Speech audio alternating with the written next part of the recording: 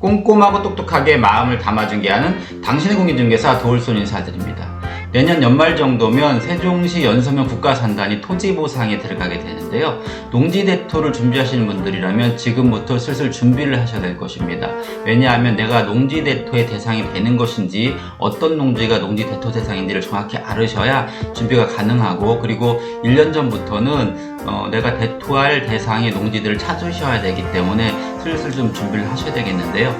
이런 분들에게 조금이나마 도움이 드리고자 오늘 이 영상을 찍게 되었습니다. 이 부분이 궁금하신 분들은 이 영상을 끝까지 시청하시면 조금이라도 도움이 되실 거라고 생각하고 영상을 시작해 보도록 하겠습니다. 자, 시작하겠습니다. 지난 10월 28일 세종시장님은 연서면 국가산단 주민대책위와 간담회를 가지셨는데요. 현재 지금 연서면에 있는 주민들은 상당히 많은 불만을 가지고 있습니다. 보상 문제 때문에 그런데요. 그럴 것이 주변에 있는 토지들은 상당히 많은 지가가 올라갔는데 여기는 좀 묶여있는 상태다 보니까 불만을 당연히 가질 수밖에 없는데, 이 자리에서 세종시장님은 많은 양해를 구하신 것 같습니다. 여러 가지 얘기들이 오간 걸로 알고 있는데, 제가 들려드리고 싶은 얘기는 그 자리에서 대략적인 국가산단의 계획들이 좀 나왔었던 것 같습니다. 그래서 지금 내년에 그 상반기에 국가산단 승인하고 지정이 이루어질 것 같고요. 그리고 보상은 내년 12월부터 진행될 것 같습니다. 착공과 분양은 24년부터 진행될 걸로 예상이 되고 준공 28년으로 되어 있습니다. 결과적으로 내년 하반기부터는 연서면 국가산단이 토지 보상에 들어간다는 이야기인데 준비를 좀 하셔야 될 것 같습니다. 세종시 유일의 국가산업단지인 세종 스마트 국가산단은 내년부터 토지 보상을 시작을 하게 되는데 대략적으로 83만 평 규모입니다. 이 83만 평 규모의 토지가 보상이 시작되면 세종시에서는 연쇄 반응을 일으키게 될 텐데요. 전체적인 그 사업비가 1조 6천억이 좀 넘는 사업비인데 그 중에서 용지비만 대략적으로 1조 2천억 원이 넘습니다. 이 돈이 이제 움직이기 시작하게 될 텐데, 그렇게 되면 세종시 주변으로의 이 돈들이 뿌려지게 될 것이고, 그렇게 되면 연쇄 반응적으로 세종시의 토지 시장은 지각 변동을 시작할 것으로 보입니다. 뿐만 아니라 행복도시 주변으로 줄줄이 토지 보상이 이루어지게 될 텐데요. 조치원 옆쪽에 있는 오송 3산단이 현재 스마트 국가산단의 2배 넓이가 넘는 대략 200만 평 정도의 토지 보상이 이루어질 수 있을 것이고요. 그리고 연기면 보통리 쪽도 토지 보상이 이루어져야 되는 부분이고, 세종 청주 고속도로 간의 그 토지들도 당연히 보상이 이루어지겠죠. 이렇게 줄줄이 이어지는 토지 보상에 대토 용지를 찾으시는 분들이 있다 보면 그 세종시 주변으로, 행복도시 주변으로 상당히 많은 지각 변동이 일어날 것은 뻔한 부분인데, 미리미리 준비를 하지 않으시면 좋은 토지를 잡기가 쉽지 않을 수도 있겠다는 생각이 듭니다. 농지 대토를 하시려는 근본적인 이유가 무엇일까요? 내가 8년 작용 형태를 마쳤으면 보상을 받으실 때 이미 세금 감면을 받으시면 되는데 8년 작용을 채우지 못했기 때문에 농지 대토를 하는 이유가 있을 것입니다. 그 핵심적인 이유는 바로 절세 효과 때문에 그런데요. 바로 양도소득세에 대한 부분과 그리고 취득세에 대해서 유리하기 때문에 농지 대토를 알아보실 것입니다. 그래서 오늘은 이 부분에 대해서 자세하게 함께 알아보도록 하겠습니다. 먼저 양도소득세 감면에 대한 혜택에 대해서 알아볼 텐데요. 이 혜택은 조세제한특례법 제70조에 조문이 나와 있습니다. 그런데 일반인들이 이 조문을 읽어보셔도 도대체 무슨 말인지 잘 모르실 것입니다. 따라서 이 내용이 어떤 내용인지를 하나씩 풀어드리도록 하겠습니다. 우선 제촌 요건을 채우셔야 됩니다. 보유하신 농지의 시군구 안에 거주를 하셔야 된다는 것이고요. 또는 보유하신 농지에 인접한 시군구 안에 거주해도 상관없답니다. 그리고 보유농지로부터 직선거리 30km 이내에 거주를 하셔야지만 인정이 되는데, 이 세 가지 중에 한 가지만 되어도 된다고 합니다. 그리고 두 번째로는 경작 요건을 채우셔야 됩니다. 이 부분은 상당히 중요한데요.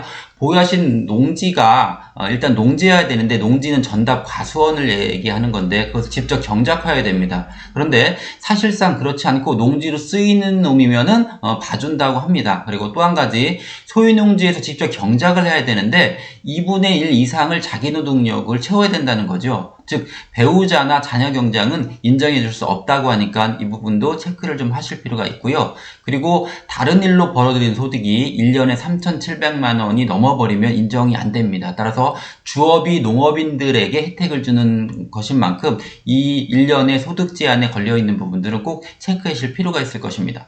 그리고 무엇보다 자격기간이 상당히 중요한데요. 4년 이상 거주지에서 직접 경작해야지만 대토를 인정을 해줍니다. 그리고 이 4년이라는 기간은 계속 기간은 아니고 누적 개념이니까 유념을 하시고요. 그리고 1년 이내에 만약에 수용되는 경우, 연서면 같은 경우 수용지역이잖아요. 그런 지역은 1년 이내에 새로운 농지에서 거주를 하시면서 경작을 하셔야지 인정이 됩니다. 우리가 대토를 하는 이유는 8년 작용을 채우기 위한 것이잖아요. 따라서 전 토지 경작기관이 대토농지 경작기관하고 합쳐서 8년이 넘어야 감면받은 어떤 세금을 토해내는 일이 없을 것입니다. 예를 들어서 내가 4년을 경작하고서 대토를 찾았다면 대토 후에도 4년 이상은 경작해야 된다는 얘기를 말씀드리는 겁니다. 그리고 모든 대상의 농지가 다 대토 조건이 되는 건 아니고요. 양도 당시에 반드시 농지였어야 한다는 겁니다. 즉 농사를 짓고 있다는 것이 확인돼야 되는 것인데 요즘은 인공위성으로 촬영을 다 하잖아요. 위성사진으로 봤을 때 여기가 농사지었다는 사실이 확인됐을 때 대토 조건이 되는 것입니다. 그리고 또한 신규 취득 농지는 그 면적 규정과 금액 규정이 있는데 면적은 기존 농지의 3분의 2 이상이 꼭 돼야 되는 것이고요. 만약에 가격으로 바라보면 2분의 1 이상의 가격이 돼야지만 인정이 되는데 둘 중에 하나만 되면 인정이 된다고 합니다.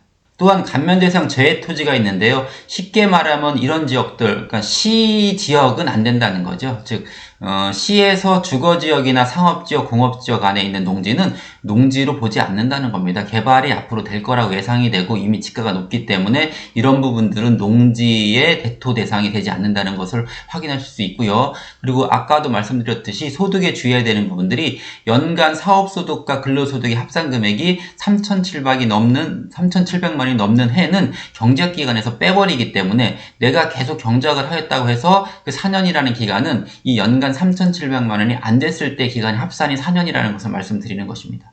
감면 한도 금액하고 기간을 잘 알고 계셔야 되는데 결과적으로 세금에 대한 감면을 받으려고 하는 거잖아요. 물론 감면 한도는 100%이지만 비과세가 아니라 금액 한도가 있다는 것입니다. 즉 다른 감면과 합해서 과세기간 1월 1일부터 12월 31일 동안에 1억을 초과해서는 받을 수 없는 것이고요. 그리고 농지 대토만은 5년 동안의 합생금액이 1억을 초과할 수 없습니다. 또 5년 동안에 그 다른 감면과 합계 금액이 2억을 초과할 수 없는 부분도 확인해 주실 필요가 있으니까 내가 토지를 사고 팔 때 이 기간들을 잘 활용하셔서 감세하는 효과를 내시면 보다 효과적일 것이라고 생각을 합니다. 농지 대토 절차를 간략하게 살펴보면 내가 매도하는 기준일로 1년 전부터 1년 후까지 농지가 대토로 인정된다고 생각하시면 되겠습니다. 만약에 내년 12월에 그 대토가 일어난다면 올 12월부터는 토지를 살 수 있다는 얘기인데요. 내가 만약에 매도 후에 취득을 하면 매도 당시에는 양도도수를 내야 되고요. 1년 내에 대토한 경우에는 감면 신청을 해서 환급을 받으시면 되는 것이고요. 만약에 취득 후에 매도를 하시게 된다면 바로 감면 신청을 하시면 되겠습니다. 다음으로 대체취득 비과세에 대한 혜택에 대해서 알아볼 텐데 역시 이것도 법조문에 나와 있는 내용인데요. 지방세 특례제한법 제73조를 읽어보시면 여기에 대한 혜택이 나와 있는데 역시 읽어보셔도 뭔 말인지 잘 모르실 테니 간단하게 정리를 좀 해드리도록 하겠습니다. 간략하게 설명을 좀 드리면 기간요건과 가격요건이 있는데 기간요건이라고 하는 것은 보상금, 잔금을 받은 날을 기준으로 1년, 만약에 농지라면 2년 이내에 대체부동산의 취득을 완료하여야지만 비과세 혜택을 준다는 것입니다. 또한 가격요건은 취득한 금액이 보상금을 넘어가면 안 되는 것이죠. 즉 보상금을 받은 그 금액과 똑같을 때까지만 비과세가 되는 것이고 초과분에 대해서는 과세를 하겠다는 그런 이야기입니다. 지역은 농지는 투기지역을 제외하면 전국 어디나 다 가능하다는 이야기고요. 농지 이외 부동산은 수용된 부동산이 있는 지역이거나 아니면 연접지역만 인정이 되는 것이고 역시 그 지역이 투기지역이면 제외된다는 사실을 알고서 취득을 하시면 되겠습니다.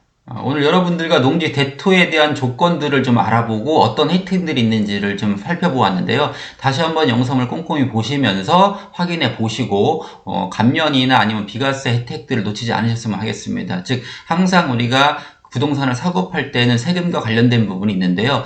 감세나 아니면 면세를 받을 수 있으면 받는 것이 좋겠죠. 이런 정보들을 꼼꼼히 챙기셔가지고 손해보는 일이 없도록 했으면 좋겠습니다. 앞으로 더 좋은 영상으로 찾아뵙길 약속드리면서 오늘은 이만 줄이도록 하겠습니다. 감사합니다.